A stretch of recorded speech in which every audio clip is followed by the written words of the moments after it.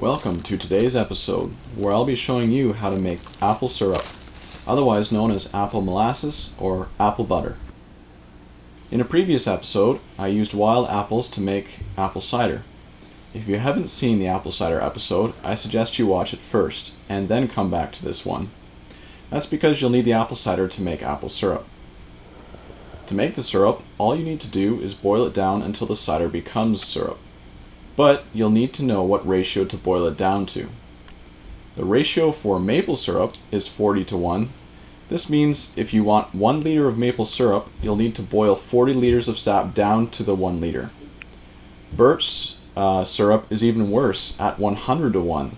Again, this means that you'll need to boil 100 liters of sap to make only 1 liter of syrup.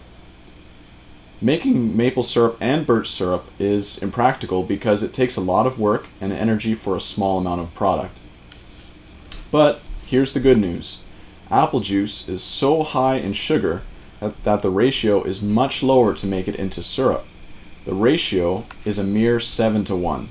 So, instead of having to boil your liquid for days and weeks on end, like you have to with maple syrup, you can make apple syrup in only a couple of hours. Okay, so let's get started by filling a pot with your cider and keep it at a boil. If there are any remaining impurities in the cider, they will rise to the surface as a froth. All you have to do is skim it off the top with a strainer. Now, to make things easier on myself, I filled the pot to a depth of 7 centimeters. That way, following the ratio of 7:1, I know the syrup will be ready when the liquid boils down to a depth of 1 centimeter.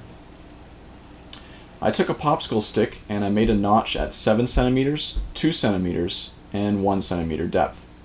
That way, when the cider boils down below the 2 centimeter mark, I'll know to constantly be checking the depth after that, to make sure that I don't let it get below the 1 centimeter cutoff point.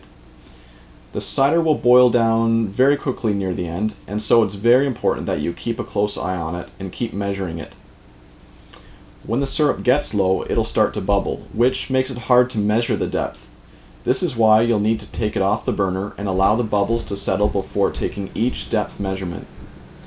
Now at the 1.5 centimeter mark, the syrup started to stick to my popsicle stick, and so I figured it was time to take it off. And I'm glad I did, because the syrup turned out great.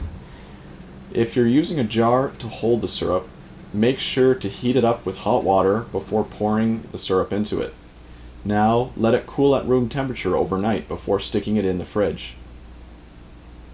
I found the syrup tasted absolutely amazing on toast.